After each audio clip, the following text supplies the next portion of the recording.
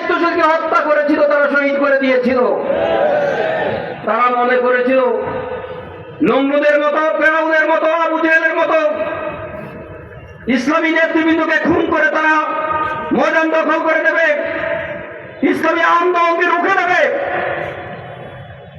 আমরা দেখেছি নমরুদ ইব্রাহিম আলাইহিস সালামকে আগুনে নিক্ষেপ করেছিল, নমরুদ ধ্বংস হয়েছে, আর আবির্ভাব হতে পারে নাই। ফেরাউন মূসাকে দেশ ত্যাগ করেছে, ফেরাউন ধ্বংস হয়েছে, আর আবির্ভাব হতে পারে নাই। আবু লাহাব, আবু জেহেল, উতবা সাহেবা রাসূলকে দেশ ত্যাগ করেছিলেন, রাসূল 10 বছর ব্যবধানে তার মাতৃভূমি উদ্ধার করেছে।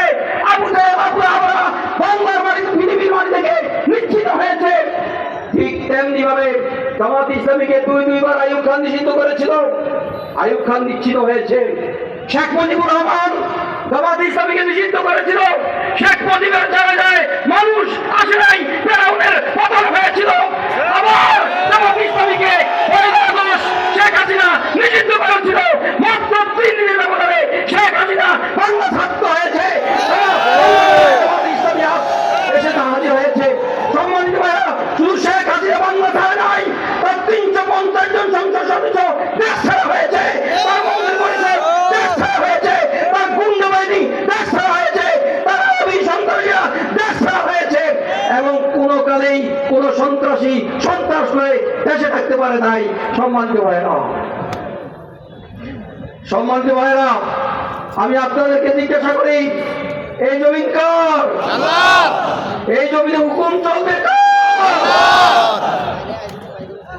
এদেশ শাহজালালের, এদেশ শাহ মাকদুমের, এদেশ বারাউদিয়ার, এদেশ গোলাম আজমের, এদেশ মাওলানা মতিউর রহমান নিজামীর, এদেশ মাওলানা সাইদির। এই দেশে ইসলাম ছাড়া অন্য কিছু বরদাস্ত করা হবে না, হবে না, হবে না।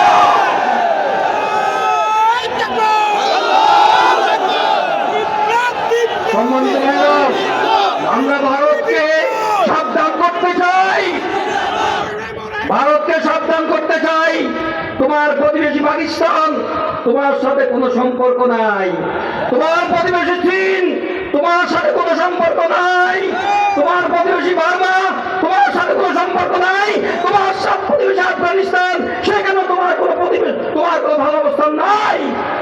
তোমার প্রতিবেশী নেপাল, হিন্দু রাষ্ট্র, তার সাথে তোমার কোনো সম্পর্ক নাই। তোমার সম্পর্ক ছিল, প্রেমের সম্পর্ক ছিল বাংলাদেশের সাথে, আর প্রেমের সম্পর্ক ছিল মালদ্বীপের সাথে। মালদ্বীপ থেকে তোমাকে লাথি মেরে বের করেছে, বাংলাদেশ থেকে তোমাকে লাথি মেরে বের করা হয়েছে। এই দেশের দিকে আত্মা কামার চেষ্টা করো না।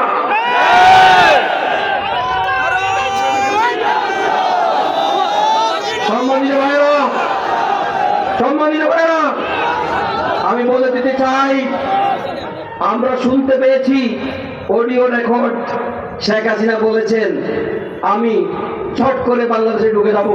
তোমাকে আসতে হবে না, তোমাকে বাংলাদেশে আনা হবে, তোমাকে বাংলাদেশে প্রত্যেকটি রক্তের বিচার করে ছাড়বো ইনশাআল্লাহ।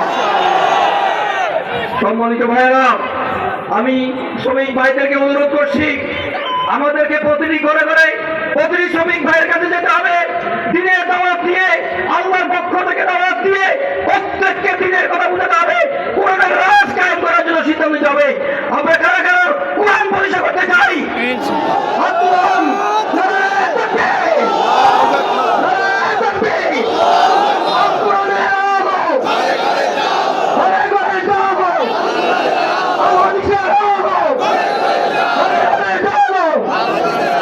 ধন্যবাদ সবাইকে। আসসালামু আলাইকুম।